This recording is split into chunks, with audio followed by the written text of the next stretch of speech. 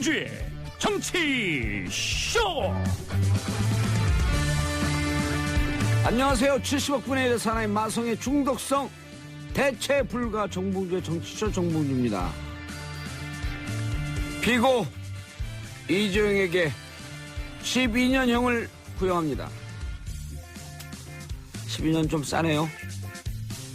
자, 문재인 대통령, 트럼프 대통령, 아베 총리에 전화하면서 한반도의 전쟁 불가라고 하는 강력한 입장을 전했습니다. 잘하셨습니다. 자, 아들 같아서 전자 팔찌를 채우고 부침개죠. 전으로 싸다기를 날렸다는 대한민국 육군 대장의 황당한 뉴스까지. 대선 끝나면 뉴스가 좀 줄을 줄 알았더니 뉴스가 역시 홍수처럼 쏟아져 나옵니다. 도대체 정치를 어떻게 볼 건지, 이 사회를 어떻게 볼 건지 정봉주의 정치쇼 들으면서 세상 눈을 떠주기 바라겠습니다. 103.5MHz 러브 FM SBS 정봉주의 정치쇼. 우리의 영원한 친구, 합법적으로 돈 대주는 분들 스폰서 광고 듣고 무궁무진한 뉴스 함께 시작하겠습니다. 안녕하세요. 정봉주의 정치쇼 화요일 1부 순서 시작하겠습니다. 자, TV를 보거나 라디오 시사 프로그램에 출연하는 분들 대부분이 남성. 뉴스에 대한 해석, 뉴스에 대한 소개도 남성 중심으로 될 수밖에 없는, 이상하게 남성 중심의 사회. 이제 정치쇼가 준비한 시간이죠. 몇 번 했나? 세 번째인데. 세 번째예요? 네. 출연료 때문에 그걸 따박따박 계속 잘하고 계시네. 그거 어떻게 이렇게 막 전곡을 찔리고. 자, 여성의 시각, 엄마 언니의 시선으로 뉴스를 고르고 분석해봤습니다. 언니 뉴스. 지금부터 뉴스 시간에 말씀드리겠습니다. 언니 뉴스. 자, 최민희 의원님 자리하셨습니다. 안녕하세요, 봉언니. 예. 그래요? 뽕언니.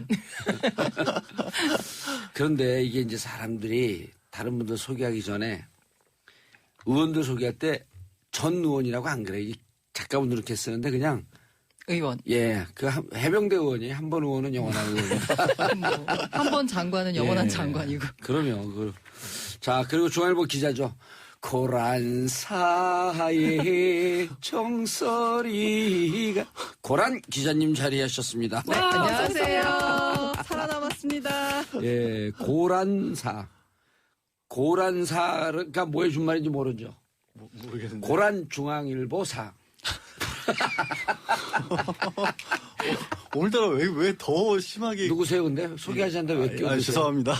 어디 숟가락 함부로 푹푹 꽂으세요. 예. 언니, 반가워. 양지열 언니. 아니, 저는 왜 뒤에 아무것도 안 붙여주세요? 변호사님. 예. 한번 그럼 중앙일보 사면 저도 중앙일보 사로. 저도 중앙일보 기자 출신이죠. 예. 예, 그러세요? 기자다 잘려갖고 변호사인데. 그냥 이런 머리를 갖고 있는 사람들이 편해요. 기자다 잘리니까 에이 뭐 할 것도 없는데 이게 사법고시나 붙자. 탁 붙고. 천재. 예, 그다음에 이제 쭉 한참 사법고시 패스하고 변호사다. 에이 별로 재미없으니까 방송이나 하자. 쭉 하다가 방송하다 에이 재미없으니까 국회의원 할까? 픽 하고. 열일 하세요. 예. 전혀 아무 근거 없습니다만 이름이 끝자가 열인 건 맞습니다. 동생이 광주에서 한의사고요. 아버님이 순천에서 한의사 하시고. 두 분 사귀세요? 아니요. 지금 신상 털기하고 계신데요. 왜냐면 순천 한의사에 있는 26년 된 간호사분이 저하고 지인입니다. 야, 정말 봉언니의 인맥은 전국을 넘어 세계로. 통통통 털려요. 가끔 무서워요. 예. 자, 12년 구형받았습니다. 부족하다. 과잉 구형이다. 근데 이게 지금 구형이 문제가 아니라 아직은 이 문제가 더 일단 문제이긴 하고요. 예. 왜 12년이라고 궁금해 하시는 분들이 계세요. 근데 왜 그러냐면 주로 이제 국외재산 도피죄가 10년 이상이 되고 이 액수로 따져봤을 때 그다음에 이제 횡령, 그러니까 회사 돈을 빼돌려서 결국엔 뇌물로 줬다는 거기 때문에 횡령이 5년 이상이거든요. 야, 그렇게 주면 10년. 근데 액수로 따지면 그 10년이 넘어가는. 그렇죠. 10년이 넘어가는데 왜 12년밖에 안 되냐라고 하시는 분도 계신데 문제는 이게 어쨌든 이재용 부회장 같은 경우는 뇌물로 주기 위해서 그렇게 했다라는 거거든요. 그렇죠. 주된 범죄가 뇌물 공여예요. 근데 뇌물 공여가 5년 이하 예. 때문에 사실 주된 범죄에 비춰봤었을 때는 12년이 그렇게 낮은 것만은 아니고요. 오히려 법조계에서는 야 상당히 무겁게 구형을 했다. 하지만 말씀드리지만 이게 구형이 문제가 아니라 유죄냐 무죄냐가 훨씬 큰 산이죠. 근데 12년을 들었다 놓으면 어떻게 돼요? 판사가. 전문 용어를 말씀하셔가지고 12년 구형하는데 이제 보통 얼마 전까지는 네. 구형의 반 정도 나오면 검사가 구형을 잘했다. 아. 근데 이제 요즘은 3분의 2로 올라갔죠, 그게. 그게 12년이면 한 8년이나 7년. 근데 이제 최민희 의원님이 얘기한 들었다 놨다는 건 12년 구형인데 12년 선고하는 경우. 이거는 변호사들도 잘 모르는 전문 용어거든요. 이거는 들었다 놨다라고 하는 게. 전문 용어예요. 진짜 전문 용어. 그러면 조윤선 장관처럼 구형은 6년을 해도 아예 무죄가 날 수도 있는 건가요? 그럼요. 무죄 날 수 있죠. 조윤선. 왜냐하면 이 모든 죄의 시작은 뇌물죄가 유죄가 되느냐 무죄가 되느냐. 네. 뇌물죄가 무죄가 되면 특경법상 횡령은 빠져나갈 수가 없는데 국외재산 도피도 빠져나갈 수 없네. 아니요. 그게 횡령이나 국외재산도 뇌물이 아니라 원래 지금 삼성에서는 승마협회를 지원해주기 위한 거라고 봤거든요. 근데 승마협회를 그러면은 그렇죠. 횡령이나 다 빠지네. 다 빠지는 거예요. 뇌물이 빵꾸 나는 뇌물이 무죄가 되는 순간 다 되고 문제는 이재용 부회장에 대한 뇌물이 무죄가 되면 박 전 대통령이나 최순실에 대한 뇌물도 무죄가 될 가능성이 굉장히 높죠. 줬다는 쪽이 무죄니까 받은 쪽이 없어지는 건 뭐 굉장히 쉬운 일이 되는 거죠. 아니 그런데 25일 날 구형하잖아요. 25일 날 선고. 예. 선고를 잡았다라고 하는 것은 이 정도 사회 분위기면 아니 어쨌든 법원에서는 어제 얘기를 하기를 심증은 다 형성이 됐다 판사들. 또 고민이 거의 끝난 상황인가 봐요. 예. 55번. 판결문만 쓰기만 하면 된다. 그렇죠. 55번이나 재판을 했잖아요. 어허. 아시겠지만 보통 재판이 보통은 한 달에 한 번 정도 하거든요. 그래서 55번을 6개월 동안 했다는 건 어마어마하게 많은 재판을 한 거예요. 거의 4년 넘게 재판한 거나 마찬가지로 법원에서는 고민을 한 겁니다. 근데요, 봉언니 궁금한 거 물어봐도 네. 되나요? 이 뇌물죄 성립 요건 중에 보면요. 오간 금전이 뇌물이고 직무와 대가 관계가 있다는 점을 여기까지는 다 했는데 요 뒤에 뭐가 붙었냐면 당사자가 인식해야 한다는 조건이 있다는데 그게 맞습니까? 그거는 고의라는 거죠. 그러니까 일부러 내가 분명히 이것이 뭔가 그 말씀하신 것처럼 부정한 이익을 주고 그걸로 해서 받는 것도 있다. 그리고 제3자 뇌물죄. 그러니까 이제 미르나 K스포츠 같은 데 출연한 것은 최순실이나 박 전 대통령이 직접 받은 건 아니잖아요.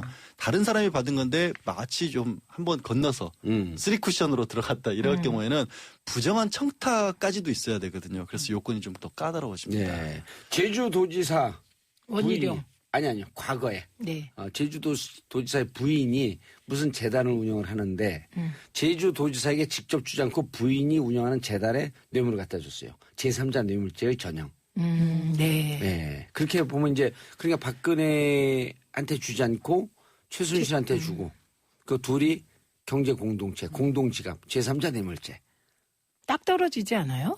근데 그런 부분들을 그래서 이제 이재용 부회장이나 삼성 임원들은 박 전 대통령이 최순실에 관해서는 이름도 안 꺼냈다 독대하고 이랬을 때 그런 얘기까지도 하면서 좀 차단에 나섰거든요. 결국에는 누구 쪽 말을 더 믿을 거냐. 근데 객관적 증거라고 하는 게 뇌물에서 객관적 증거는 사실 별로 없어요. 원래. 누가 뇌물 받으면서 영수증 써가면서 뇌물 주겠습니까? 직접 증거. 네. 나는 뇌물을 주었어. 얼마를 주었어. 받은 사람 난 뇌물 받았어. 이게 직접 증거예요. 그러니까 뇌물에는 직접 증거가 하나도 없어요. 다 간접 및 정황 증거. 근데 보통은 받은 사실도 잘 드러나진 않는데 네. 어쨌든 이 사건에서는 주고 받은 것만은 있어요. 그게 두 개가 대가 관계는 모르지만 어쨌거나 분명히 삼성이 400억을 지원을 일부는 직접 줬고 일부는 약속한 것까지는 사실이잖아요. 그거를 박 전 대통령이 받았느냐 안 받았느냐의 문제가 되는 것뿐이고 그리고 어쨌든 국민연금은 문영표 전 보건복지부 장관 1심이지만 유죄 받았잖아요. 그 두 개는 큰 축은 완성이 돼 있는데 요거 두 개가 서로 짝짝꿍이 맞았느냐가 이제 법원이 보기에 판단할 기준이죠. 이게 재밌는 게 정치인들 뇌물 많이 받잖아요. 네? 네? 정치자금법 위반으로 감옥 간 사람들 많잖아요. 근데 네. 깜짝 놀라셨어요. 깜짝 놀랐어요. 아니 내가 건설회사 하면서 털렸어. 네. 근데 정치인 뇌물 준 수첩이 나온 거예요.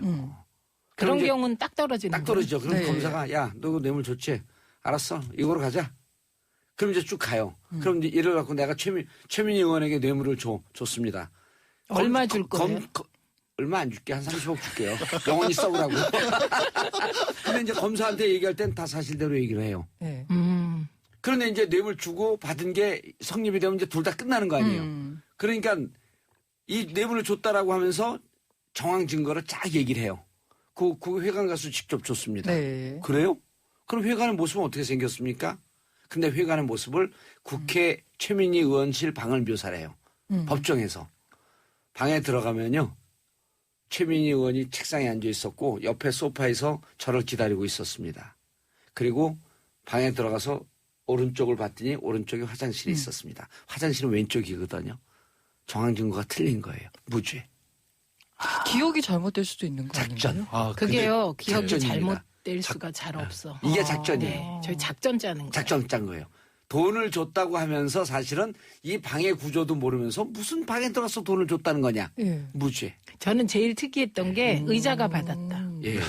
의자에 놓고 한명수 했다잖아요. 전 총리. 예. 그 조금 과장하면 이런 거예요.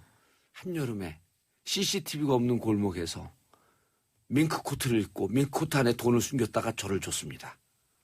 한여름에 밍크코트 오면 정신질환자 아니에요. 상식적으로 그러니까 말이 이게 안 되면? 상식적으로 납득이 안 되는 거야. 아. 무죄.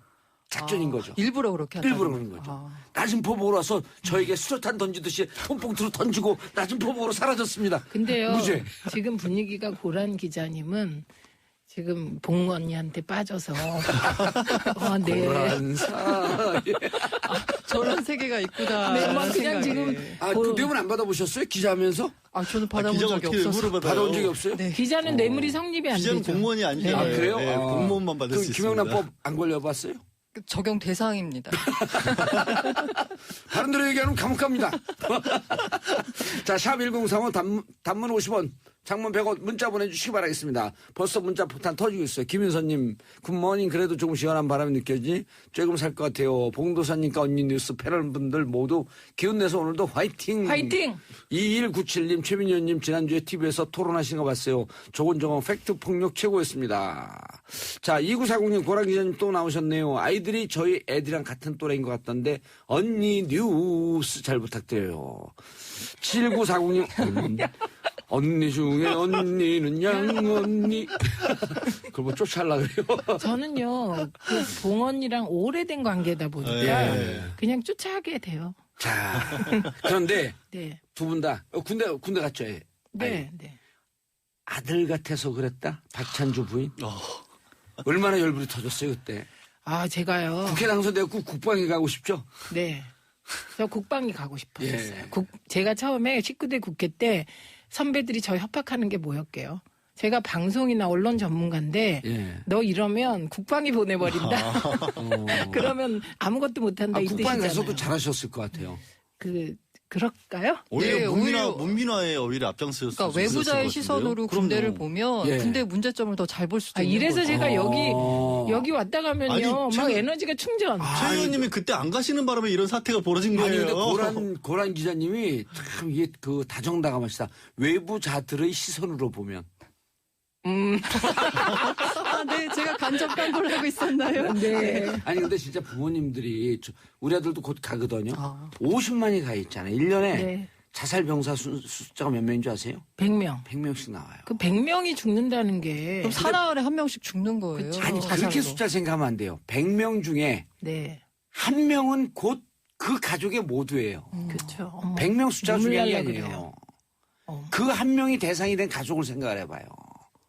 그래서 군대 가서 죽는 사람들, 죽는 아이들, 사고 나는 사람들은 내 가족이라고 하는 공감을 갖고 봐야 돼요.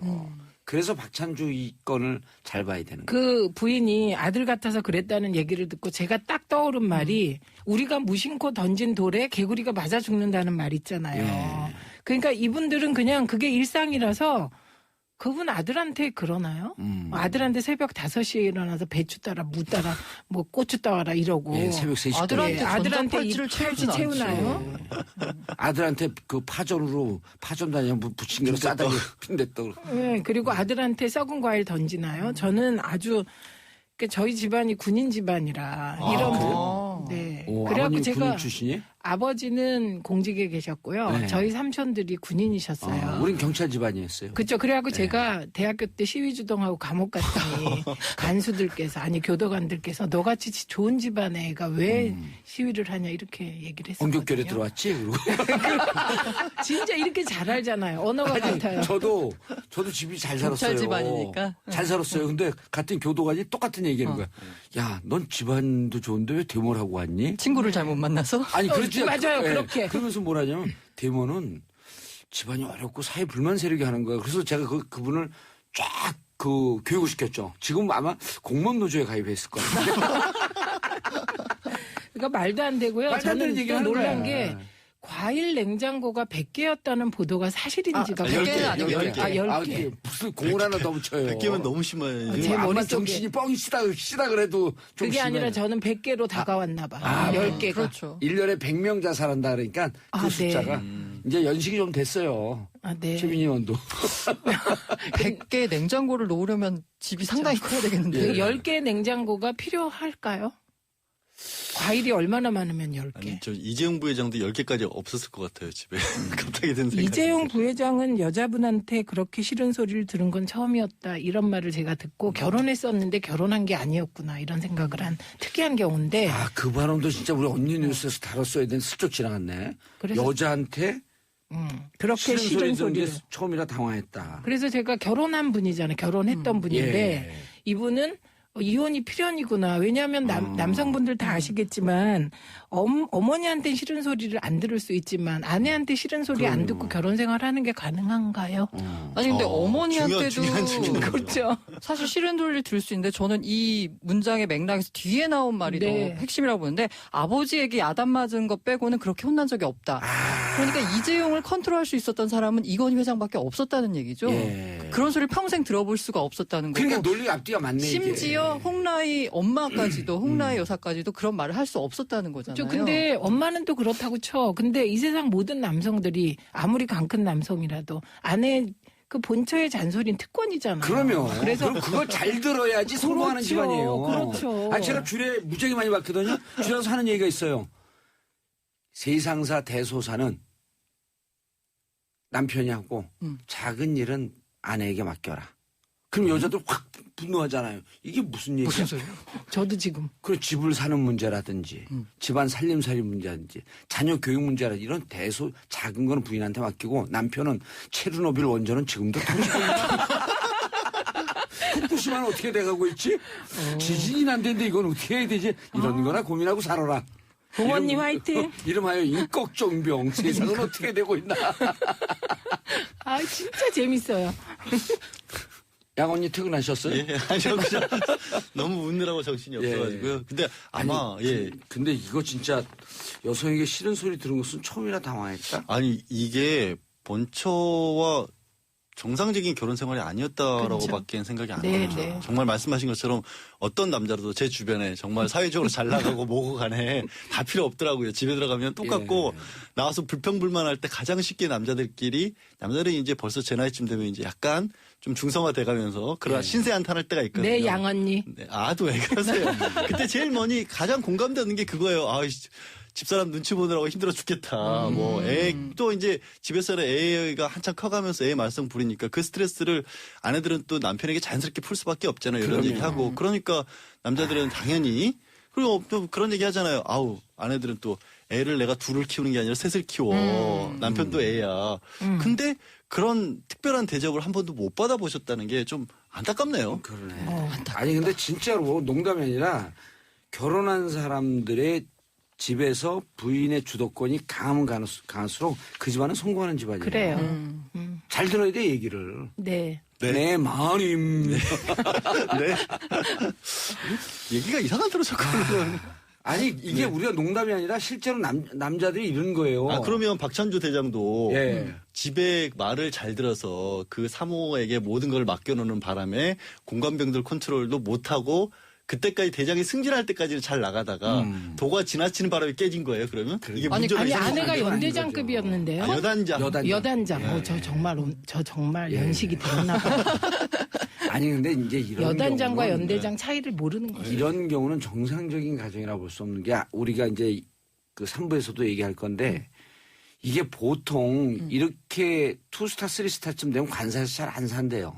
이렇게 관사라고 하는 곳에서 갑질하는 이 고립된 섬에서 즐기고 이 갑질하는 게 너무너무 좋았던 거야. 그러니까 비정상적인 거죠. 약간 정신질환이에요, 이 정도면.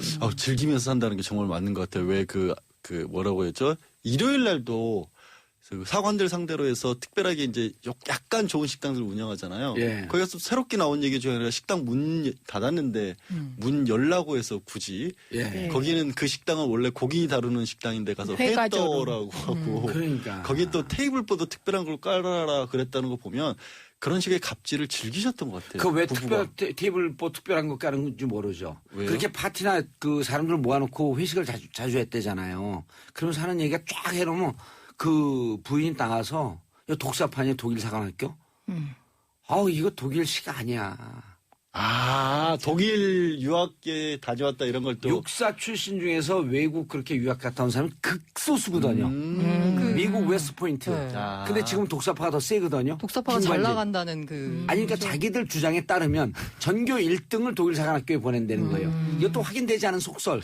그런데 갔다 왔고 뭐만 하면 음식을 깔아놓으면 이거 독일식 아니야. 왜 이래 촌스럽게. 이렇게 하면서 자기만의 세상을 즐기고 있었던 거예요. 그러면은 옆에 있는 사병들은 다 갑질의 대상이지. 노예예요, 노예 그냥. 그러니까 거기서는 그분이 왕인 거죠? 예, 그렇죠. 왕인 거죠. 남편 위에 왕인 거지. 공관병, 예. 그죠? 그 다음에 농사병, 테니스병, 예. 골프병, 가외병. 골프병은 얼마나 골 때리는 줄 아세요? 골프병이 보통 사람들 골프병 뭐 하는 것 같아요?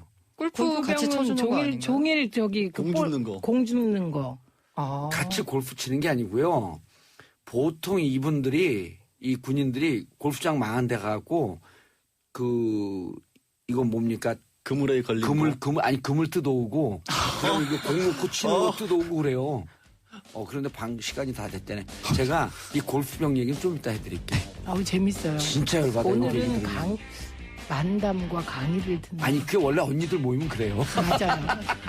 자, 저는 광고 듣고 2부에서 계속하겠습니다. 채널 고정하소서.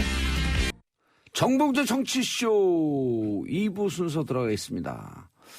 여러분들께서는 지금 70년대에 유행했던 언니 뉴스를 듣고 계십니다. 최민희 전 의원님, 고란 중앙일보 기자님, 양지열 변호사님 함께하고 있습니다. 자, 소통하는 방송, 민주적인 방송, 샵 1035 단문 50원, 장문 100원 문자 보내주시기 바라겠습니다. 9110님, 이번 기회에 검찰 법원 개혁뿐 아니라 군 적폐청산 개혁도 확실히 해야 합니다. 양영신님, 우리 아들은 지금 화천에서 군생활 하는데 정말 이런 말 들으면 우라통 터지네요. 어머니들 많이 듣고 계시네요. 2833님, 큰 녀석은 전역했는데 곧이어 작은 녀석도 입대 예정. 유유 이런 상황 너무나 답답합니다.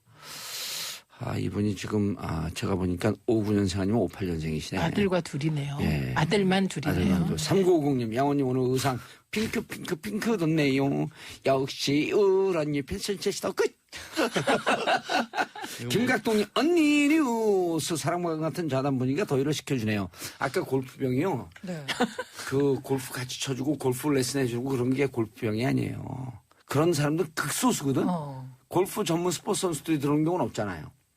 이건 뭐냐면 골프장 갖고 이런 이거 뭐죠? 망 뜯어오죠? 네. 그걸 갖고 관사 뒤에다가 미니 골프장을 만드는 미니골프 거예요? 연습장을 만드는 거예요. 그럼 빵 치면은 또 이제 이게 발을 탁 누르면 이게 공이 올라오는데 그게 네. 다 고장난 걸 주워요, 어디 가서. 그럼 이제 사람이 대신 그걸 골프장에 옆에서 앉아갖고 그걸 딱 공을 올리고. 놔주는 거예요. 빵 치고 놔주고 하루 종일 앉아갖고 그러고 하면은 다 치잖아요. 이게 쭈르륵 굴러 내려와야 되는데 그냥 있잖아. 이거 들고 다니면서 다 공을 주워갖고 또 와.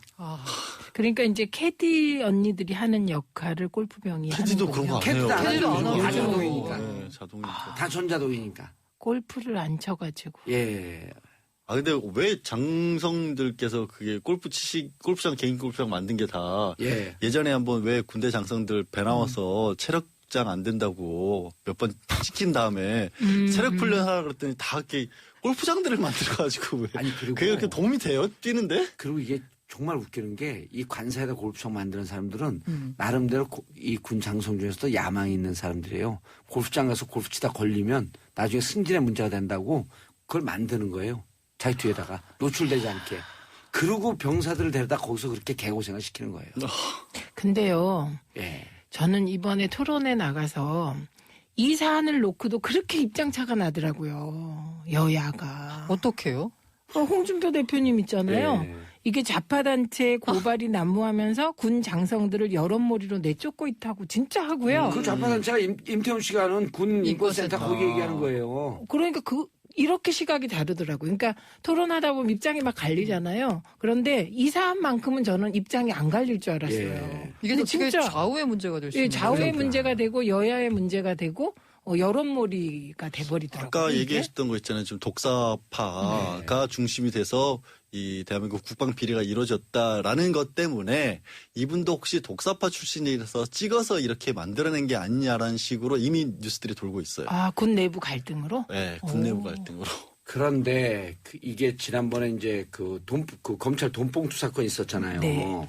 그때 이제 그 우병우 불구속 기소하고 그리고 이제 쫙 나름대로 잘해 그분들도 정권 교체됐는데 분위기 파악 못한 거지. 이분들 이렇게 정권 교체가 되면 군 내부에서 몸조심 안 되는 거 아니에요. 그렇죠. 근데 정신 못 차려 기소하고 있었던 거야. 그래서 오늘 11시에 군 인사 단행이 되는데 37기 77학번이거든요. 박지만 동기. 네. 38기 7, 8학번 다 고향 앞으로. 37기, 38기 다 물먹고 39기가 3스타, 4스타 이제 별달기 이 대장급이 나온 거예요. 근데 어딜 가나 포스타. 기수 따지는 거 검찰도 그렇고 예. 어딜 가나 그런 기수 중심으로 해서 모든 게 꼭 이루어져야 될까요? 그런 게 이제 일종의 서열 그러니까. 세우기에 가장 이것도 좀 패습인 것 같아요. 맞아요. 능력 위주인 거고 그렇게 해야지. 예. 군처럼 기능적인 곳인데 전문가 집단인데 어떻게 보면 그걸 굳이 그런 식으로 가야 할까? 자, 그런데 이제 이게 진짜 군에서 정말 그 국가에 충성하면서 열심히 하는 분들이 대다수거든요. 그럼요. 이런 한두 마리의 미꾸라지가 뭘 후리는 거 아니에요. 네. 이런 분들 때문에 정말 열심히 군생활 충실히 잘하고 있는 장교들, 장성들 이런 분들이 욕을 먹는 먹어서는 안 거예요. 되죠. 이게 군 전체의 문제는 아니고요. 그럼요. 지난번에 이거 뉴스 나왔을 때 그 해군 참모총장 갑자기 함자가 예. 생각이 안 나는데 그분 같은 경우에 일부러 기억 안 나는 것처럼 하는 게 예. 더 나아요. 황모총장 전역하셨고요. 그분이 그 군관병들을 어떻게 대했는지를 예비적으로 대비됐었던 뉴스가 나오더라고요. 그분 같은 경우는 공관에 있으면서도 자기가 공적인 일, 부대에 출근하거나 이럴 때가 아니면 전혀 공관병들 쓰지도 않았었고 공간에 혼자 머무시면서 사모님이 주말에 면회를 오시거나 그런 일이 있을 거 아니에요. 버스 타고 오시겠대요. 그러니까 멀리 군부대는 외딴 데 떨어져 있으니까 그럴 때 정도는 사실 그것도 공적인 일은 아니지만 어쨌든 공관병들이 모시고 갈 수도 있는데 절대 못하게 해서 사모님이 운전을 못했나 보군요. 못하셨는데도 불구하고 멀리 바깥에서 시내버스 타고 들어오게 내버려뒀지 절대로 운전 못하게 했었고 그런 분들이 더 많다는 거예요. 사실. 근데 공직자들이 딱 간단한 게 하나 있어요. 공과 사를 구분하면 돼요. 그렇죠. 다른 거 복잡하게 예를 들어 국회의원들도 공무원이거든요. 별정직. 공짜가 들어간 사람들은 공과 사만 구분하면 돼요. 그러니까 네. 이게 공적인 일인지 사적인 일인지. 공관병이잖아요. 그렇죠. 예. 공관이고. 예. 그러면 이게 공공의 재산이고 나라의 건데 자기 걸로 생각하니까 아까 그 냉장고 열 때도 기존 부대 공관에서 쓰던 걸 자기가 갖고 온 거예요. 냉장고를요? 냉장고를. 그래서 이제 10개까지 모은 거고. 다닐 그러면 때마다 자기가 냉장고를 들고 가면 다시 새로 부임해 온 사람은 냉장고가 없으니까 군인 복지 예산을 가지고 냉장고를 샀다는 거예요. 긴급 의사진행 발언. 우리는 이렇게 논란 일이 있을 때 언니 뉴스에서는 공식 감탄사를 어머머머 어머 그건 너무 하시는 거 아니에요? 이거 해봐요 한번 싫어. 자 싫어요. 리피트 안 어울려요. 어머머머 어머머. 그래서 냉장고를 갖고 갔다는 어머. 의혹이 나오고 있지만 어쨌든 본인은 이거 다 내 거다라고 하지만 정상적인 상식을 가진 사람이면 냉장고를 10개를 자기 돈 주고 살 일은 사실 좀 없죠. 이해하기가 힘들죠. 무슨 예. 프로그램 보고 감동을 먹구나 냉장고를 부탁해. 그래서 이거는 뭐 조사해 봐야 하는 문제이긴 이건 하지만 절도를 그렇게 되면. 그렇죠. 그것도 이제 검찰 조사가 이루어져야 되는 거고 그 송영무 국방장관이 어제 합참의장을 비롯한 군 수뇌부를 소집해서 긴급 회의를 열었거든요. 일단 공관병 실태 조사를 다 하기로 했고요. 공관병뿐 아니라 편의, 복지시설 관리병을 포함한 비전투 분야의 병력 운용 실태를 조사하고 궁극적으로는 이 부분을 다 민간으로 돌리는 걸로. 왜냐하면 검토하겠다 그랬죠. 그렇죠. 예. 검토하겠다고 한 거죠. 왜냐하면 이게 작전과는 상관이 없는 거잖아요. 그럼요. 아니 그리고 이렇게 민간으로 돌리면 또 좋은 일자리 만들어줘요. 그렇죠. 예. 그런데요, 편의, 복지 이렇게 얘기하니까 감이 확 다르죠. 편의 복지. 이게 아까 얘기한 테니스병, 농사병, 과외병 얘기하는데 편의 복지 이렇게 얘기하니까 다르다. 이걸 만약에 민간으로 돌린다면 과연 새벽 5시에 부를 수 있을까요? 민간인들을? 갑질할 수 있을까요? 아니죠. 우리는 그 6시 반에 딱 퇴근하잖아요. 그리고 9시에 카톡 보낼 거면 퇴근 이후에 카톡 업무 지시를 해도 될까요? 이렇게 바뀌었어요. 왜냐면 이제 이게 전체 사정이 바뀌니까 그러면은 싫은데요? 그럼 못 보내는 거예요. 그리고 좀 아까 그 민간으로 바꾼다는 거에도 전제가 있더라고요. 그러니까 자기가 개인적인 일을 시키려면 개인이 비용을 댄다는 거예요. 그렇죠. 네. 공관이니 그렇죠. 공적인 네. 일을 할 때만 나라가 아니 박원순 시장이 시장 돼서 토요일 날 그다음에 명절 때 기사 근무를 안 시켰는데 그게 뉴스가 되잖아요. 그때 시키면 안 되는 거거든요. 원래. 당연한 원래 건데. 그런 건데. 네, 원래 그런 건데 그 전에 계시던 분들이 토요일이고 일요일이고 명절 때고 계속 일을 시킨 거예요. 그러니까 박원순 시장이 와갖고 이때는 일하면 안 되는데 이거 공무원 급여인데 지금 공무원 근무 기간 아닌데 자기가 운전하고 다니거나 혹은 필요하게 되면 자기가 대행 기사 쓰면 되는 거 아니에요. 네. 그러니까 이게 너무나 비정상이 일상화되다 보니까 그런 분들이 돋보이는 거야. 마치 오뚜기가 상속세 제대로 냈다고 칭찬받는 거랑 예. 마찬가지군요. 대통령도 지금 특수활동비 안 쓰시는 바람에 밥값이 부족하셔서 생활비 전부 다 싼 데서 다 생활용품 구해 사신다면서요. 그것도 뉴스로 나왔잖아요. 아니 특수활동비 반으로 줄인 거예요. 그러니까 반으로 줄였고 자기 개인이 드시는 거는 월급에서 빼는 바람에 월급이 얼마 안 남으셔서 그러니까 생활용품 좀 1,000원에 파는 데 있잖아요. 거기서 좀 그건 좀 안타깝게 좀 카드가 다 오버했다고 기사가 나왔는데 근데 어제 문재인 대통령이 이 군뿐만 아니라 각 부처별로 다 조사를 해라. 네, 특히 해외 네. 예, 다 조사해라. 그래갖고 지금 핵폭탄이 터졌다는 거예요. 이게 진짜 핵폭탄이에요. 군대 비리도 우리가 뭐 엄청난 무기 들어오는 비리 이런 거 생각하잖아요. 예. 이 자잘한 비리가 그냥 만연해 있다는 얘기를 많이 들으셨죠? 그렇죠. 그리고 이제 그 문재인 대통령이 군 인권보호관제도 도입하겠다. 그건 공약이거든요. 네. 그게 이제 독일의 옴부스만 제도인데 인권보호관은 공무원이면서 군에서 문제가 있다고 연락이 오게 되면 24시간 언제든지 어느 곳이든지 들어갈 수 있어 조사할 수 있는 그런 게 빨리 도입이 돼야 돼요. 교도소가 그 인권이 좋아진 게 그 국가인권위원회 편지 쓰는 거. 내부에서 제보할 수 있게 되기 때문에. 아니 그러니까 그 교도소는 교도관들 못 건드려 이제. 교정시설과 관련된 문제는 전문가가 여기 바로. 변호사들도 몰라요. 가봤어야지. 그것도 3범도 아니에요. 여기 1범이거든. 우린 3범 아니야. 이거 부러워할 것도 아니고 부끄러울 것도 아닌데 왜 내가 이렇게 억울한 자, 거죠? 다음 이슈 언니 뉴스 용가리 과자. 가슴 아픈 얘기가 또 터져요. 네. 고란 기자님. 네. 그 1일에 충남 천안의 한 워터파크에서 가족과 놀러 온 한 13살짜리 애가 이 용가리 과자를 사 먹은데 위에 구멍이 뚫렸어요. 야, 그럼 어떻게 되는 5cm예요, 거예요? 5cm. 이 용가리 과자가 혹시 보신 적 있나요? 이게 저는 보셨어요? 못 받고 이걸 받은 다음에 인터넷 연락 찾았어요. 그랬더니 용가리 과자 진짜 용가리처럼요. 코에서 액체질소가 기체질소로 바뀌어서 나오고요. 입에서 확 나와요. 용가리예요. 이게 뻥튀기 과자에다가 액체 질소를 주입을 하면 그게 기화가 되면서 먹었을 때 입이랑 코에서 김이 확 불어서 네, 나와서 용가리. 마치 무척 재밌게 그렇죠. 재밌게 이게 아니 맛 저도 재밌어 취하기보다는. 보여요. 근데 이게 문제가 액체 질소가 이게 기화돼서 나올 때는 문제가 없는데 혹시 요새 유행하는 니트로나 나이트로 커피라고 들어보셨어요? 네. 이 커피에다가 액체 질소를 네. 주입해서 커피의 그것도 풍미를 같은 살리고 원리예요? 그 목넘김을 좋게 한 건데 이게 그렇게 다 기체가 됐을 때 문제가 없는데 액체 상태에 있을 때는 화상을 입는. 그렇죠. 맞아요. 그리고 이번 아이도 마지막에 밑에 남아있는 그 과자를 털어서 먹고 나서 쓰러졌어요. 그러니까 그 바닥에 남아 있었던 액체를 삼킨 거죠. 근데 애들은 전 그 뉴스를 보고 제일 경악을 금치 못했던 게 그거 애들은 과자 좋아하는 애들은요. 과자 밑바닥 틀어먹는 거 기본이에요. 누구나 맞아요. 과자 좋아하는 애들은 이게 맞아요, 틀어먹고 맞아요. 있어요. 병원에 실려갔어요? 네, 실려가서 수술했어. 수술까지 5cm 받았죠. 구멍이 5cm 구멍이 났는데. 그것만 난 게 아니고 여기저기에 멍들고 이식도 하고 그렇죠. 내장이 그죠? 화상을 입으면서 간 거니까. 그렇죠.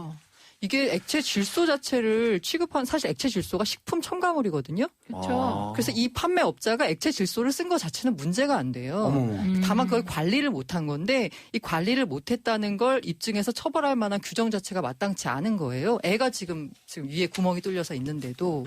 지난번에 햄버거하고 똑같은 일이네. 그렇죠. 햄버거 자체는 문제가 아닌데 그 관리를 잘못해서 그런 일이 생긴 거고. 그 액체 질소 그게 냉동식품들 있잖아요. 네. 그게 다 액체 질소로 순간적으로 확 냉동시키는 거고 이게 아이스크림 마이너스 같은 데 맛있어요. 198도씨까지 예. 내려가게 돼 있으니까. 그러나 직접 뿌리진 않잖아요. 아이스크림은 직접 뿌리는구나. 네, 그래서 문제가 안 되는데 이 경우에는 밑에 액체가 남아 있어서 문제가 된 건데요. 결과적으로 보면 어떤 뭐 식품 첨가물이건 뭐건 간에 관리를 제대로 하도록 집중적으로 단속을 하거나 아니면 법 집행을 엄격하게 해야 되는데 이 규제 사각지대에 있다 보니까 근데 이런 일이 그게 생기는 거죠. 상식의 문제인 것 같아요. 왜냐하면 그런 말씀들을 기자분들은 항상 그런 문제가 터지면 하시는데 법을 다루는 입장에서 뭐냐면 국회의원들도 마찬가지일 거예요.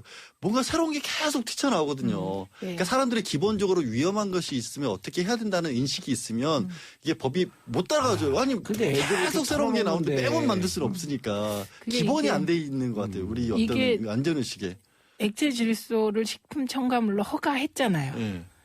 그런데 이 액체 질소가 어떤 위험이 있다는 세부적인 지침이 없는 거예요. 그러니까 이제 그거에 대한 워닝이 있어야 되는데. 그렇죠. 그러니까 지금도 이제 식약처가 내놓은 그 대책이라는 게 너무 상식적이고 상투적인 수준인 거예요.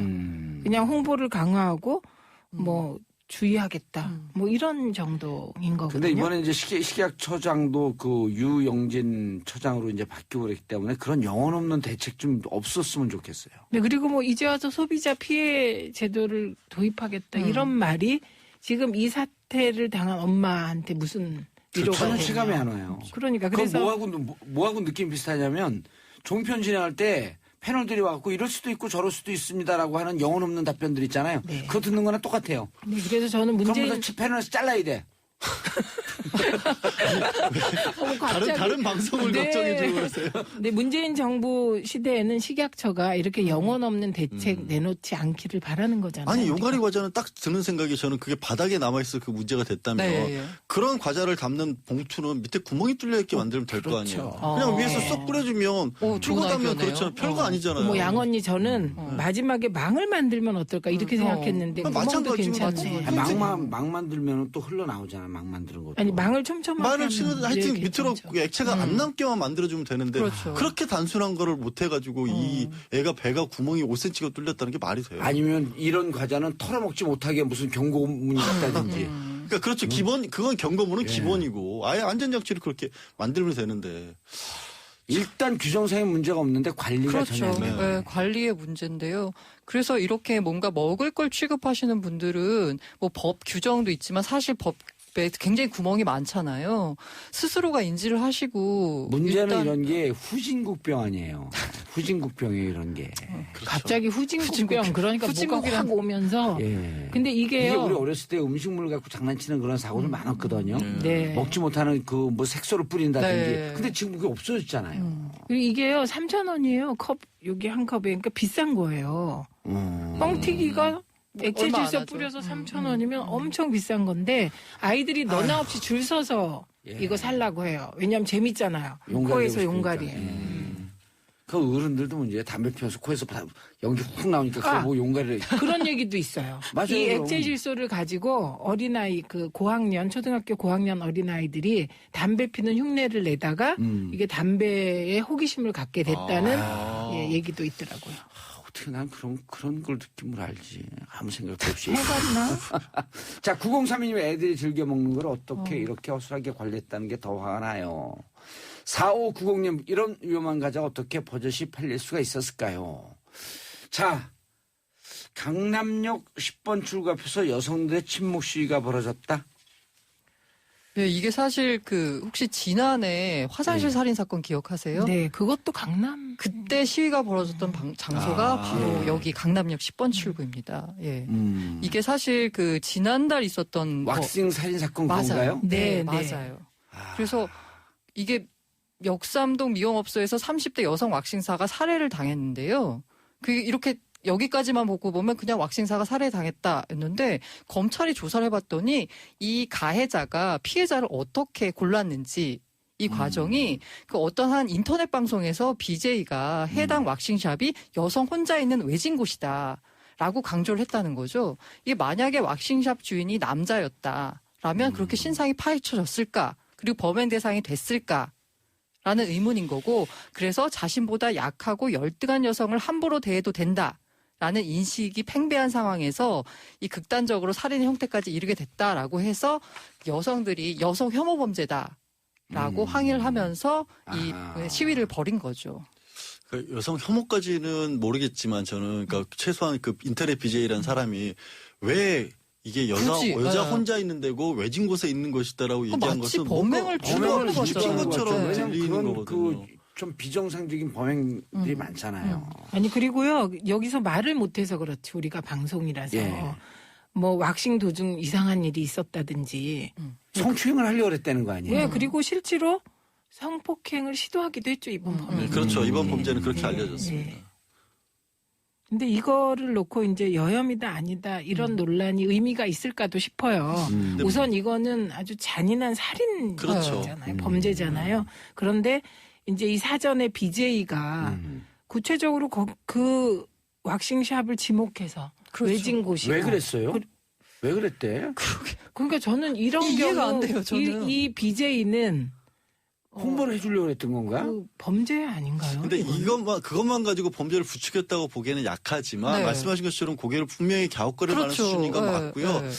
이런 건 있죠. 우리 법조계에서는 일단 혐오로 보는 데는 굉장히 조심스러워해요. 뭐 어떤 범죄든지 자칫 혐오로 가게 되면 네. 이게 남성과 여성 사이에 쓸데없이 갈라놓는 필요이상으로 갈라놓는 걸 부추길 수 있기 때문에 굉장히 조심스럽게 접근하는데 여성들의 입장에서는 안전하지 않은 직업이 뭐가 있냐 이렇게 되면 이렇게 따지면 예를 들어서 왁싱같이 민감한 부위를 다루지 않더라도 혼자 일하시는 분들은 또 많잖아요. 심야 시간대 일하시는 분들도 많고 또 안전 문제를 우려하지 않을 수가 없는. 그래서 이제 상징적으로 말씀하신 것처럼 지난해 화장실 사건이 있었던 그곳에서 여성분들이 일부러 택해서 여성들이 지금 이 취약지구에 놓여 있다는 걸 강조하고 싶어 하시는 것 같아요. 근데 그 화장실 살인 사건은 여혐 맞죠. 왜냐하면 이게 여성에 대한 분노가 살인의 주된 동기일 때 그건 여혐인데. 그쵸. 그때는 그랬는데. 그때는 여혐 이거 딱 떨어져요. 성추행이 주목적 아니었었나? 그러다가 살인으로 이어진? 이번 건. 예. 네, 이번 건은 그것뿐만 아니고 금품도 갈취하려고 했고요. 그러니까 좀 종합 세트 같아요. 어쨌든 이거는 그냥 약한 여성, 자기보다 약한 네. 여성을 피해자로 지목을 해서 간 건데. 그 여성들 입장에서는 화날 수 있는 사건이네. 그렇죠. 이 혐오라고 부를 수 있을지 모르겠지만 어쨌든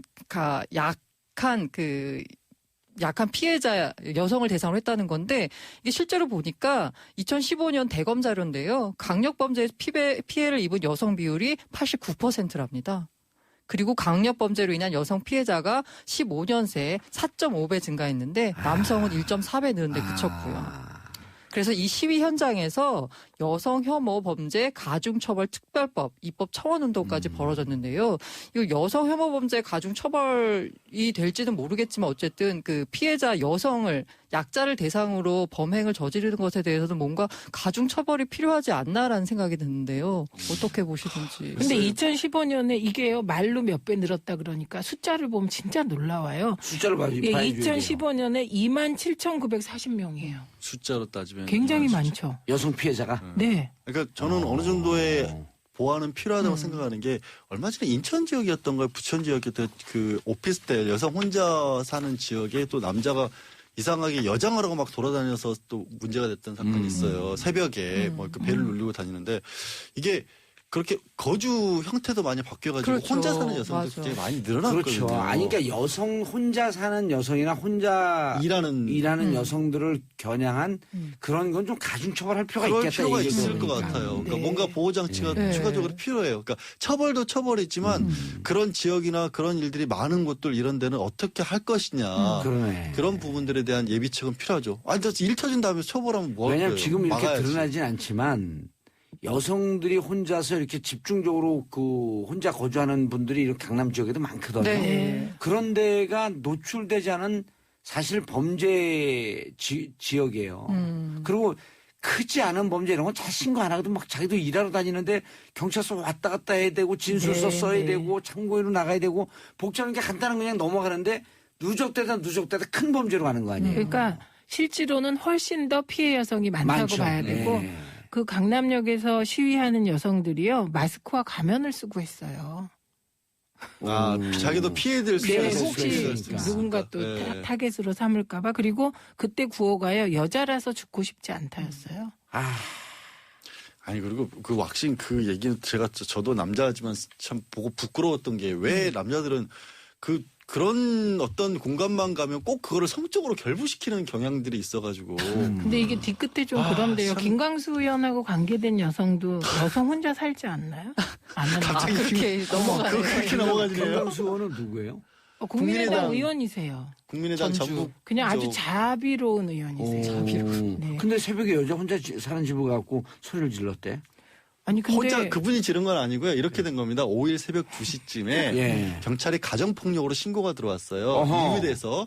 그래서 경찰이 출동을 해봤더니 굉장히 집안이 어지러워져 있고 폭력의 흔적이 있고 또 피를 흘리고 부상도 있고 해가지고 이야. 긴급하게 체포를 해서 두 사람 다 수갑을 채워서. 지구대로 연행을 해서 갖고 분리를 했죠. 예. 그런데 가서 보니까 대상이 김광수 의원이었던 것이고 남성이 그 손가락에 피도 흘리고 있었고 근데 여성 같은 경우에는 술이 취한 상태에서 저 두 사람의 관계를 물으니까 남편이라는 얘기도 했었는데 어허. 김광수 의원의 해명은 예. 이 지역구에 사는 여성이고 선거운동원. 선거운동 도와줬고 근데 약간 우울증 증세가 있어서 새벽에 좀 힘들어해서 혹시 자해를 할까봐 어허. 도와주러 갔다가 일이 커진 것이다. 근데 라고 새벽에 지금까지 해명을 했고요. 저는 여기까지 말씀드리고 사라지겠습니다. 양언니 안녕. 이거 얘기하다 그냥 가면 어떻게 해? 그럼 우리 쫓아서 들어야 되나?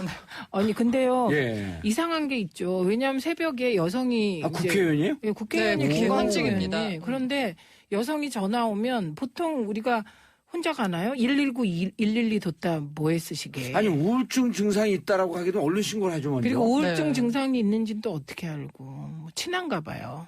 뭐 친한 선거운동원이라고 하고 실제로 자기는 도와주고 SNS에 해명글을 올린 다음에 진짜 가족을 만나러 미국으로 가신 상태죠. 아니, 우리가 국회의원 해봤던 사람들 아니에요. 새벽에 그 전화 오는 경우들 많거든요. 지역에 그 운동원들이 술 마시다가 많이 와요, 연락. 그래요? 나오라고. 근데 여러 명이 나오라고. 있어요. 여러 명 있는 경우가 있는데, 네. 이렇게 그 한두 시쯤에 술 먹다가 혼자 전화 오는 경우도 있어요. 안 가잖아요. 근데. 아니요. 바로 그럼 누구한테 전화하냐면 네. 수행비서나 보좌관한테 먼저 그렇죠, 전화하죠. 그렇죠. 이 문화를 모르면은 112, 119보다도 우리는 이상한 일 때문에 노출될 수 있기 때문에 그렇죠. 가장 보좌관한테 먼저 연락을 해요. 네, 네. 보좌관들은 가족들보다 더 신뢰를 하거든. 네. 네. 야, 이거 무슨 일이 돼? 맞아요. 도천 일이야? 그럼 지금 잘 모르겠는데 뭐, 그건 좀 우울증 있었던 거 아니야? 그럼 너 지금 빨리 나와. 나 그쪽으로 가야 돼. 그렇죠. 혼자 가면 오해 살 수 있으니 둘이 네. 복수의 인원이 같이 가죠. 근데 추가 보도가 나왔는데요. 네. 그 오피스텔에 김광수 의원의 차로 추정되는 차가 자주 서 있었다고 합니다. 그래서 저의 제안은 자주 우울증이 있었나 보지. 그래서 저의 제안은 예. CCTV를 확인하라. 그럼 뭐 한 달 거만 보면 다 나오지 않아요? 그날 우연히 간 건지 늘 오셨는지. 아니 늘 오셨어도 우울증을 치료해주기 위해서 심리 상담을 해주기 위해서 토크하러 왔다. 그러다 그러면 그 안에서 무슨 일이 있었는지 모르는데 근데 어쨌든 이날은 큰 소란이 있었던 거네. 그래서 지금 이제 가정폭력으로 처음에 보고 경찰이 예. 조사를 하다가 데이트 폭력으로 전환해서 조사한다는 얘기가 있더라고요. 아니 애초 처음에는 경찰이 이 김희영과 말 맞추기를 한 건가 아닐 정도로 사건을 축소 은폐한 것으로 알려져서 이제 공분을 샀고 더 조사해 보니까 이렇게 사건이 커졌던 건데요. 아, 경찰이 축소했어요? 처음에 국회의원이잖아요. 국회의원이잖아요. 게다가 오. 전북 지역인데 국민의당이고요. 예. 여당이잖아요. 경찰 수사권 좀 생각해봐야겠네. 그래서 그런 문제도 나오고 있습니다. 검경 조정 상당히 마이너스 언니 아니냐는. 뉴스. 자, 최민희 의원님, 고란 중앙일보 기자님 함께했습니다. 인사하시고요. 오늘 이 술을 좀 덜 드시면 오늘 나흘째 술 안 드셨다고 끝났어요. 빨리 얘기하세요. 인사하세요. 오늘 진짜 봉언니 잘하셨어요. 예. 자, 고란 기자님 다음 주에 다시. 만나길 기대하겠습니다. 예. 저는 광고 듣고 3부에 다시 돌아오겠습니다. 채널 고정하소서. 정봉재 정치쇼 3부 순서 들어가겠습니다. 자, 무심코 내뱉은 말 한마디, 손짓 하나에 담긴 숨은 의미까지 모조리 분석해내는 무서운 척하는데 별로 무섭지 않은 분들이 떴습니다. 여의도 미신 타파 정신과 전문의 최명기 원장님 자리하셨습니다. 네, 안녕하세요. 정신과 치료하다 같이 가고 있는 무슨 말씀이 들지 아시나. 문화비평가 이태광 교수님 자리하셨습니다. 네, 반갑습니다. 예, 이태광 교수 지금 이제 무슨 교수라 그러죠? 정 교수. 네, 정 교수. 예. 테뉴얼드라고 하죠. 정 교수 됐어요? 정 교수 나이가 몇 개인데 됐죠. 지금 이렇게 오만스럽게 얘기하죠. 지난번에 뭔 방송에서 정 교수 됐어요. 당연하죠. 그랬더니 그날 저녁에 전화 왔고 지금 정 교수 지금 심사 중이니까 그것 좀 편집해서 빼주시죠. 아, 그렇게 비겁하게 살았던 지가 불과 며칠 전인데. 비겁한 건 아니죠. 그때 만약 그 방송 나갔으면 떨어졌어요. 순리대로 가는 거 아니겠어요? 네. 그때 그 방송 나갔으면 떨어졌죠. 솔직히 얘기해봐요. 그런 걸로 대학이 떨어뜨리고 이러면 안 되죠. 큰일 나죠, 그런 거. 자, 오늘 뭐가 좋으셨어요? 오늘은 지금 아주 시끄럽잖아요. 네. 박찬주 대장 아하. 갑질 논란입니다. 예. 군대 내에서 37기. 네, 사실 이 문제가 단순하게 이 장성급 이 장교가 사병에게 부린 갑질이기도 하지만 또한 골마 터져 있는 예. 군대 내 적폐 이 문제이기도 하죠. 어허. 이번을 계기로 삼아 가지고 이제 군 혁신 있어야 되지 않느냐 이런 예. 목소리가 있는 것이고요. 사실 지금 이제 밝혀진 바로는 박찬주 대장이 이제 공관병을 하인처럼 부렸다라는 게 핵심이고. 아니, 하인처럼 부리지 않았어요. 그거 자꾸 오보인데 그냥 노예. 노예. 그렇죠. 하인은 그래도 월급이나 주죠, 그죠? 예. 네. 어쨌든 미름이라 그래요? 뭐라 그러죠? 마름. 마름은 중간에서 이렇게 왔다 갔다 하는 그런 사람. 사람. 이건 노예는 그냥 이제 말 그대로 시키면 시킨 대로 예. 하는. 스파르타쿠스. 건데, 예, 스파르타쿠스인데 공관병은 스파르타쿠스는 아니었던 것 같습니다. 그래서 알려진 바로는 이거예요. 이게 사실관계는 좀 해명을 해봐야 되지만 예. 전자팔찌를 착용시키고 시시때때로 부르고 새벽 3시까지 인삼을 다리고 또 이제 이 대장 이 아들도 군대를 갔는가 봐요. 예. 이 박찬주 대장 아들이 군대를 갔는데 휴가를 나오니까 그 아들 속옷까지 빨게 만들고 이렇게 했다는 여러 가지 설이 있습니다. 그리고 당연히 전도 붙이고 이렇게 또 폭행을 했다. 박찬주 대장의 그 부인이 예. 폭행을 했다. 이런 이야기까지 지금 나오고 있죠. 그렇죠. 그런데 이게 참 재밌는 게 첫 제보가 군인권센터에 언제 들어온 줄 아세요? 두 분 다? 언제 들어왔어? 지난해 네. 3월이요. 이미 나왔죠. 피해자도 익명, 가해자도 익명. 그거 못 네. 찾았어요. 어. 피해자도 익명, 가해자도 익명. 그리고 그래서 이제 군인권센터에서 추적을 해갖고 들어가는데 무슨 운전관인지 무슨 관이란 표현을 쓰는데 이 정도면 스타. 이 관을 쓰는 표현이 있대요. 그래갖고 몇 가지 실마리 찾고 쭉 들어갔는데 아들이 군대 갔다는 것도 확인했다는 거예요. 그리고 3스타, 4스타 중에서 아들 군대 간 사람 짜리가 딱 한 명이 나오더라는 거예요. 아. 그리고 추적한 거예요. 1년 반 동안을. 그러면 여기서 좀 엉뚱한 생각이네. 나머지 사람들은 군대에 하나도 안 간 거예요, 아들이. 그게 그러니까 현재. 아니 면제되고 그런 건 아니고 시기적으로 갔다 왔든지 아니면 아직 네. 안 갔든지 이제 이렇게 네. 자녀의 나이에 따라서 틀려지는데 네네. 현역으로 가 있는 해갖고 계룡들에 싹 뒤졌다는 거 아니에요. 찾으려고. 그리고 1차 보도자료 나가고 그때까지도 제보자 누군지 모르고 올해 5월인가 나갔죠. 5월인지 그렇죠. 뭐 6월, 네. 6월인지 나갔죠. 보도자료 나가고 난 다음에 제보가 쏟아져 들어오는데 이름하여 홍수가 났네. 홍수가 났어. 한두 건이 아니다. 그러니까 한두 건이 아니라는 네. 거예요 이게. 근데 7건 제보가 들어오는데 다 이 양반. 뭐 7군단 시절에 뭐 어느 시절에 나도 당했다 너도 당했다. 야 아니 오늘 패널이에요 게스트예요. 말씀을 하셔요. 야야 그러고 제가 한 말씀. 타이밍을 못 잡았어요. 감동만 하지 말고 아니 그럼 출연료 제가 받아야지. 네. 그러니까 이게 인간이 어떤 행동이 있을 때 그 예. 행동이 이례적이냐 아니냐를 갖다 따지는 기준이 결국은 과거에서부터 행적해 보거든요. 그런데 이 부분은 군단장 시절부터 그랬다는 거는 공간이 자신한테 주어지면서부터는 계속 이랬을 가능성이 높다는 거지요. 그런 다음에 또 이 행동이 만약에 당신의 어떤 군인의 어떤 장성급들의 일반적인 관례에 또 맞냐 안 맞냐가 중요하게 되는데 제보가 이분한테 쏟아져 나온다는 거는 일반적인 현재의 군 장성들이 공감병을 대하는 태도와도 굉장히 달랐다는 거예요. 아 비슷한데 강도가 좀 틀렸죠. 정도의 네. 차이죠. 네, 정도 차이죠. 네, 정도의 차이가 심했다는 거죠. 돌발 질문 최명기 원장님. 네. 군대 지난번에 뭐로 갔다 왔다 그랬죠? 저는 그냥 예비역으로 제대한 다음에 공중보건의를 했어요. 아 예비 제대하고 난 다음에. 그러니까 저희는 훈련 받고 제대했지요, 사실. 그러니까 정확하게 얘기하세요. 몇 주 6개월 훈련하면 다니. 나오는 거죠. 4주? 4주보단 길게 받았어요. 몇 주요? 별로 얘기해서 유리할 것 같지 않아요. 왜요? 아니 저도 4주 갔다 왔어요. 상관없어요. 그거는. 전 4주보다 길다는 건 틀림없어요. 전 4주 실미. 네. 실미. 저는 아마 3개월 정도 받았을 거예요. 꽤 많이 받았네. 장기 훈련이어서 그래요. 저는 병장 제대죠. 여기 병장 제대. 자 부대 저는 여기 소위 제대예요. 중이요. 아 중위 제대. 네. 6주하고 중위하는 사람이 있어요. 아니 3개월 하고 중위. 그런 저는 거 실미. 있어요. 알아요. 네. 저는 계급이 없어요. 실미도 왜요? 출신이니까. 실미도. 네. 실미 알죠? 실미 몰래? 실미. 실업 미필자. 면제 쉽게 얘기해서. 그건 4주 훈련 받고 그 나오는 거예요. 근데 이제 세월이 4주 훈련 받는데 거기서 이제 방위병들 뺑뺑이 돌려요. 우리 같은 사람들은. 근데 왜 미필이었어요? 징역 감옥 갔다 왔으니까. 아, 그것 때문에 그런 예. 거. 맞아요. 그때는 그런 게 있었죠. 감옥 갔다 오면 다 면제요. 대신 감옥에서 고생 많이 하셨잖아요. 노태우가 군대 그걸 3년 없애버렸어. 많지. 예? 군대 3년에 비할 수 없이 고생 많이 하셨잖아요. 고생은 그냥 지옥 같은 경우지. 그걸 뭐 고생이라고 할 수 있어요. 그냥 지옥이지. 예? 뭐. 고생이라고 할 수 없어요. 그냥 지옥에서 살았다. 이렇게 보시면 되는 거예요. 지옥이 뭐 고통스럽습니까? 요즘같이 갑질하는 사람들이 많으면 그냥 국민이 지옥이지. 그러니까 이 공감병인 분들도 네. 굉장히 지옥 같았을 거예요.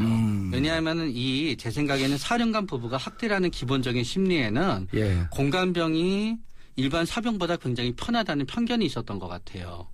그래서 계속 이렇게 힘들게 하고 정신적으로 괴롭히면서도 그래도 우리하고 있는 게 GOP 가는 것보다는 편할 거야라고 생각한 심리가 있고요. 그렇기 때문에 GOP에 보낸다는 거를 갖다 일종의 협박으로 사용했었던 것 같아요. 그런데 인간은 전부가 자기가 괴로운 어떤 스위치가 다르거든요. 예. 어떤 사람은 육체적인 게 괴로울 수도 있고요. 어떤 사람은 이렇게 갇혀서 통제받는다는 게 괴로울 수도 있는 건데 이게 갇혀서 통제받고 괴로운 사람한테는 진짜 자살하고 싶을 정도로 너무너무 괴로운 상황이었던 건데 이분들은 이들의 어떤 정신적인 고통에 대해서는 전혀 공감을 갖다 못하는 사람들이었던 거죠. 이게 또 재밌는 게 뭐냐 그러면 이 박찬주 사령관 부부가 예. 혐의가 이제 이렇게 제보가 들어가가지고 지금 이제 조사를 받고 있는데 그 부인이 그런 말을 했습니다. 그러니까 아들 같아서 그렇게 했다. 왜 그렇게 했냐를 물어보니까 아들 같아가지고 그렇게 했다. 이런 이야기를 하거든요. 사실 이야기도 가만히 보면 정신질환 아니에요? 이 정도면? 사실 이 갑질하는 분들의 특징들이 보면은 아들 같아서 그랬다, 딸 같아서 그랬다 이런 소리를 많이 해요. 예. 그게 저는 약간 한국 사회가 지금 가지고 있는 어떤 욕망의 어떤 그런 구조로 보여주는 거 아닌가 싶은데 뭐냐 그러면 결국 아들 같고 딸 같다는 뜻은 무슨 말인가 그러면 친근감이에요. 친근감. 근데 친근감이라는 것은 내가 그만큼 허물 없이 대해준다는 뜻도 되지만 내가 또 동시에 나의 어떤 치부 같은 것도 마음대로 드러낼 수 있다는 이야기거든요. 예. 그래서 이제 아들 같았기 때문에 내가 사실은 마음껏 이제 내가 하고 싶은 대로 부렸다라는 말이 되는 거죠. 이거는 이제 두 가지 정도가 저는 생각이 되는데 하나는 한국 사회에 지금 만연되어 있는 자식에 대한 태도, 부모들이 가지고 있는 자식을 약간 자기의 소유물이라든가 자기 마음대로 할 수 있는 소유물. 그렇기 때문에 이제 이런 말을 하면은 다른 분들도 그래 자식처럼 대하다 보면 뭐 그런 약간 과도한 요구를 해도 되겠지 이런 생각을 하게 된다는 거죠. 잘못된 가치관이 있는 거고 또 한 가지는 이런 친근감을 통해서 우리가 감정 노동을 착취하거든요. 오, 어려운 말이 나왔어요. 저는 사실 이게 더 이제 중요한 문제인 것 같아요. 친근감을 통해서 감정 노동을 착취한다. 지금 이걸 이제 갑질이라고 우리가 부르고 있는데 사실은 제가 볼 때는 감정 노동을 착취한 거예요. 공관병이 가지고 있는 충성심이라는 게 있잖아요. 군대를 일단 갔으니까 나의 상관에 대해서 존경심을 갖는 것은 당연한 이야기입니다. 그런데 이 상관이 정말 대도하는 일을 시키는 거예요. 그런데 이거를 보통 같으면 그런 관계가 아니라고 한다면 그죠? 그부하고 그냥 네가 뭔데 이렇게 이제 나올 건데 이 공감병 같은 경우는 이제 처음엔 들었을 거 아니에요. 그러니까 듣다 보니까 이게 이제 점점 이제 더 많은 이제 갑질의 어떤 대상이 되는 것인데 거기에는 뭐가 들어가 있냐. 분명히 이 부인이 분명히 막 함부로 이렇게 막 그냥 처음부터 그렇게 하진 않았을 거라는 거죠. 이제 친근감을 조성을 해가지고 그 친근감을 가지고서 이 공감병들 꼼짝 못하도록 만들었을 거라는 거예요. 계속 이제 착취를 하는 거죠. 그런 식으로. 근데 이게 사실은 한국 사회 보시면 굉장히 만연해 있어요. 실질적으로. 뭐 교수와 제자 관계라든가. 그죠? 감정 노동의 착취. 남편과 부인 관계라든가 또는 부모와 자식 관계도 마찬가지입니다. 그리고 또 상관, 직장 상관들 같은 경우 상사 같은 잘해주는 상사가 제일 위험한 상사예요. 잘해주고 친근감을 가시면 잘해줬는데 그러면서 막대하다가 이제 저항하면 너 내가 이렇게 잘해줬는데 그렇죠. 지금 그 배신 때리는 거야? 그렇죠. 근데 이게 이제 지금은 제가 볼 땐 코드가 안 맞거든요. 이런 것들이. 알겠습니다. 원장님, 이 육사 37기예요. 육사 37기면은 누구하고 동기인 줄 아시죠? 누구하고 동기인데? 학지만요. 예, 77학번. 육사는 37기 곱 플러스 40하면 그게 학번이에요. 대학교. 얼마나 특권의식이 있었겠어요. 77학번이거든요. 58년 개띠. 그러니까 독사파예요. 독일 사관학교파. 그렇구나. 예, 한 명씩만 보낸 데는. 그러니까 이 사람들이 어떤 승진의 기준이 있어야 되는데요. 보통 승진을 시키기 위해서는 3가지 정도 기준이 필요하다 그래요. 하나는 기본적인 능력이 있어야 되고요. 두 번째는 그 다음에는 물론 이게 엄청난 이 가학행위이긴 하지만 너무 티가 나게 나쁜 짓을 했으면 안 돼요. 그 안에. 세 번째 기준은 뭔가 하면 충성심인 거지요. 이 세 개가 이제 비율로 움직이게 되거든요. 그렇기 때문에 옛날에도 사람들이 많이 얘기했던 게 청와대에서 가장 공정하게 뽑는 사람이 요리사하고 이발사라는 얘기를 했었어요. 그 사람들만 실력으로 뽑는다고. 나머지는 다 실력으로 안 뽑는다고. 충성심으로 뽑고. 그렇기 때문에 이들의 문제도 결국은 이렇게 보다가 보면요. 갑질을 하는 유력 인사들을 보다가 보면은 특징이 몇 가지 있는데요. 예를 들어서 몇 가지가 있어요? 월급 사장이 갑질하는 경우는 생각보다 의외로 많지 않아요. 월급 사장이 올라가는 중에 갑질을 하면은 부장에서 그냥 끝나요. 근데 꼭 갑질을 하는 사람들을 보면은 선출직. 왜냐하면은 그냥 이 검증이 없이 올라가거든요. 그 다음은 오너 꽂거든요. 그 다음에 낙하산. 그리고 나서 아직 공정한 경쟁이 아닌 충성심에 의해서 승진을 할 수 있는 장소들. 그런 것이 어떤 의미에서 군도 그런 의미가 있는 거고요. 어떤 의미에서 갖고 학교도 그런 거예요. 그렇죠. 학교도 보다가 보면은 이상한 일을 좀 부적절한 일을 하는 선생님들을 보다가 보면은요, 다들 뭐 이사장이랑 관계가 있든지 뭐가 이제 문제가 있어요. 이태광 교수님도 그렇게 들어가셨어요? 그건 아니잖아요. 그렇진 않죠. 그러니까 여기에 저는 말을 몇 마디 보태고 싶은데. 뱉고 싶다가 제가 보태고 싶습니다. 근데. 사실 이거는 또 다르게 생각해보는 여지가 있어요. 그러니까 한국이라는 나라가 다른 나라에 비한다면 굉장히 평등의식이 강한 나라입니다. 평등의식이. 평등의식이 강하다는 것은 제로에서 시작되었다는 거예요. 사회 전체가 한국 전쟁을 통과하는 것도 있고 뭐 경제개발도 그렇고. 근데 이 박찬주 사령관 같은 경우도 이분은 그렇게 생각할 거라는 거죠. 내가 정말 없이 태어나가지고 나의 노력으로 열심히 해가지고 여기까지 왔다. 보상심리. 그렇죠. 그러니까 나는 당연히 이 특권을 누린다라고 생각한다는 거죠. 그렇기 때문에 갑질이 가능한 거예요. 자기 반성이 없는 이유가 내가 가지고 있는 특권은 사실 내가 노력해서 얻은 것이기 때문에 이만큼 누리는 것은 당연한 것이다 이렇게 생각한다는 거죠. 그런데 이걸 비판하시는 분들도 사실은 이 문제에 대해서는 별로 비판을 안 한다는 거예요. 그게 특권이 네가 노력해가 된 게 아니라 사실은 다른 사람들의 도움을 받아서 만들어진 거다라는 것을 우리는 이야기를 하는데 이건 가치관의 문제거든요. 근데 우리는 당연히 그렇게 노력해서 한 거니까 누려야지라고 이야기하는 데 대해서는 그렇게 크게 반론을 제기하지 않아요. 이 박찬주 사령관 부인 같은 경우도 왜 그러면 실제로 이 박찬주 사령관 뭐 이건 확인해 봐야 되지만 우리 부인은 여단장급이야 이런 말을 했다고 그러는데. 아니 그건 다 그 군인들이 그렇죠. 쓰는 표현이래요, 저게. 사실은 뭐 이제 부인도 이제 이 남편 계급 따라가죠. 예. 제가 이제 군대 가서 그런 걸 봤는데 인사계의 부인이 나이가 훨씬 적었거든요. 대대장 많았거든요. 대대장 부인이 훨씬 작았는데 계급 따라서 그냥 존댓말 써요. 그러니까 나이하고 상관없이 뭐 그런 것들이 있는데 여기에서도 마찬가지입니다. 그러니까 이 부인은 그럼 뭘 했냐? 자기는 내조를 해가지고 이 박찬주 사령관의 사령관을 만들었다. 예. 이렇게 생각한다는 거예요. 근데 이것도 참 독특해요. 근데 이분이 왜 꼭 이렇게 관사에 이 부인이 사실은 어떤 의미에서 이 부인이 차라리 관사에 살지 않고요. 관사 밖에 나가서 다른 데 살았으면 오히려 문제가 적었을 거예요. 그 관사에 가서요. 그 오지에서 군부대 안에서 군부대 근처에서 살아가는 쪽을 선택하는 사람은 많지 않아요. 너무 편했구나. 네. 공관이라고 하는 것이 완전히 자기의 성을 만들어 놓고 그런 거예요. 바로 독자적인 제왕적 대장 노릇을 했구나. 그러니까 그 맛에 관사에 산 거예요. 어떤 의미에서. 그러면서 한편으로는 이분이 그런 얘기를 많이 했다는 거예요. 그 제보에 따르면 이렇게 파티 그 동료들 모아놓고 이제 파티하면 파티 이제 쫙 음식 이렇게 차려놓고 그러잖아요. 그럼 박찬주 부인이 딱 나타났고 아우 이게 독일식 아니에요. 왜냐면 외국을 갔다 온 군인들은 별로 없거든요. 그렇죠. 그렇게 독일 타령을 했다는 거예요. 그러니까 그 안이 좋았고 아파트나 빌라 사면 그런 정말 슈퍼 갑질을 향유를 못했던 거야. 네. 갑질도 못하고요. 결국은 인간은 타인을 대하는 태도가 잘 바뀌지 않아요. 공감병을 대하는 태도로 아마 자기 주위 사람도 대했을 거고 물론 사성 장군의 부인이란 게 엄청나지요. 그러나 사회에 나가서 사성 장군의 부인이라 그러면서 내가 여단장이야라고 뻑이잖아요. 그거는 절대로 환영받지 못하지요. 미용실에서 그렇게 하다 보면 이 팜하는 걸 지져버려요. 맞아요. 그러니까 본인의 어떤 이 딱 해갖고 헤어 디자이너한테 나 사성 장관 부인이에요. 여단장급에 머리 잘 마세요. 그럼 그냥 뒤질게요.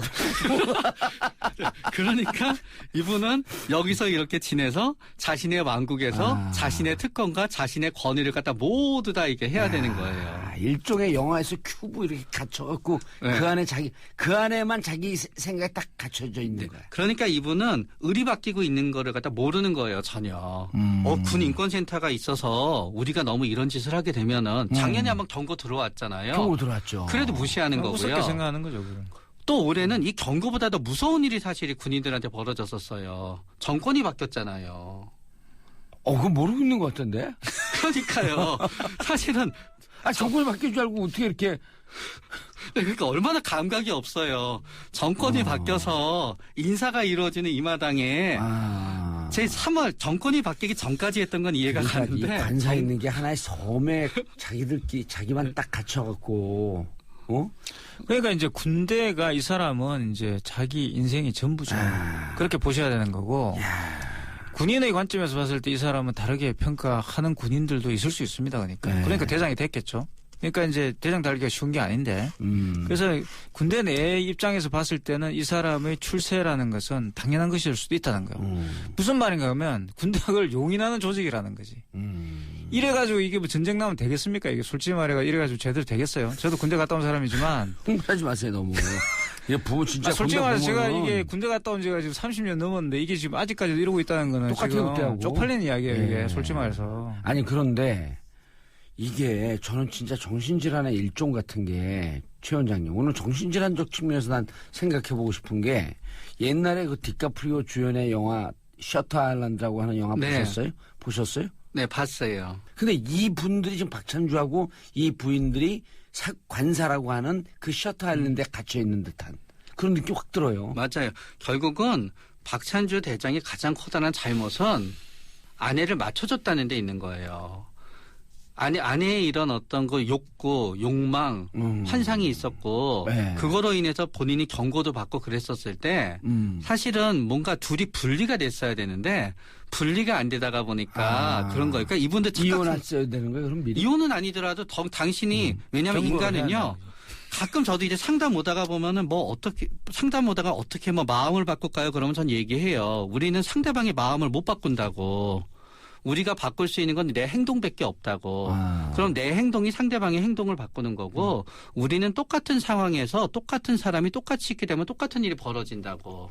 그래서 제가 만약에 이분들을 갖다 작년에 경고가 왔을 때 봤다 그러면 저는요. 그냥 저는 길게 상담하지 않았을 거예요. 공간에 더 이상 아내가 머무르면 끝이에요.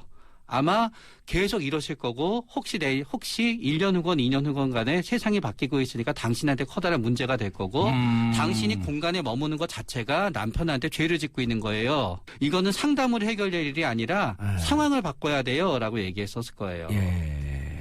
그 두 관계가 사실 이제 최 원장님은 아주 이상적으로 이제 이게 박찬주 대장이 결단을 해가지고 관계를 재조정하는 안 된다잖아요. 소용이 없댔잖아요. 그렇죠. 저는 안 됐기 때문에 이 사건이 터진 거예요. 우리 담배를 끊는다는 게 말입니다.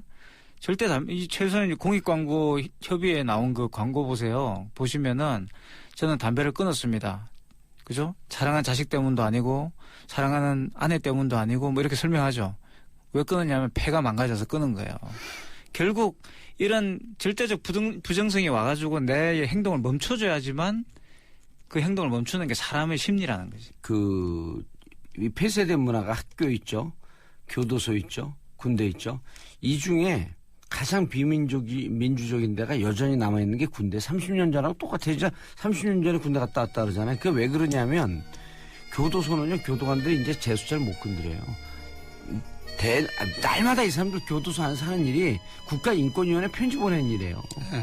그러니까 자기의 인권 침해를 하소연할 믿을 만한 곳이 있는 거예요.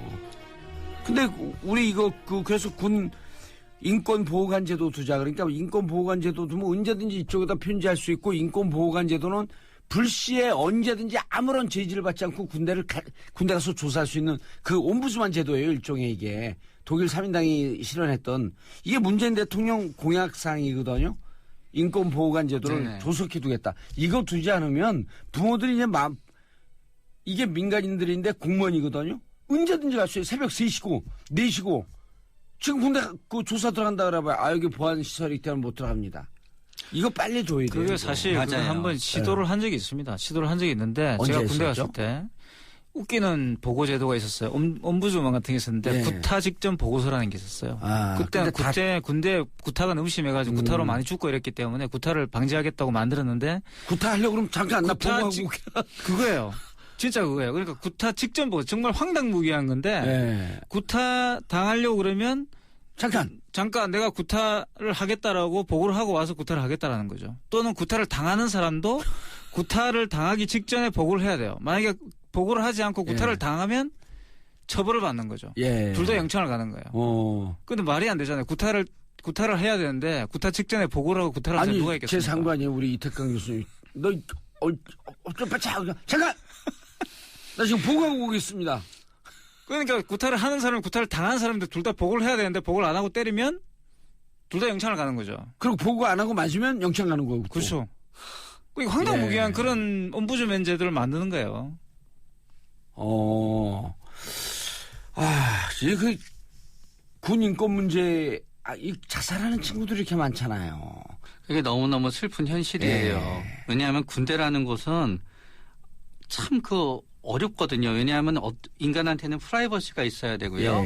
그런 다음에 사람에 따라서 뭔가 자유분방해야 되는 게 이제 맞는 거고요.